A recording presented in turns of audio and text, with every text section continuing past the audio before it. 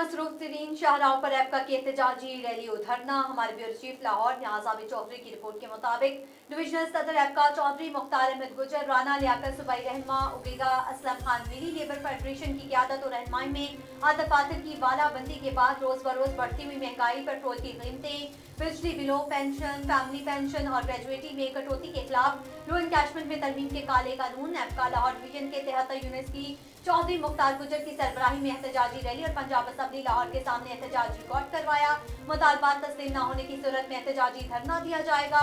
M Ziaullah Chaudhry secretary general APCA Lahore division, Yousuf Ali Zafar सदर APCA, Wafarul Haq general secretary APCA, Rana Iqbal, Arif Jatt, Rana Ramzan, Amir Bhatt और दीगर ने लाहौर के कायदीन और एपका मीडिया सेल की टीम ने शिरकत की।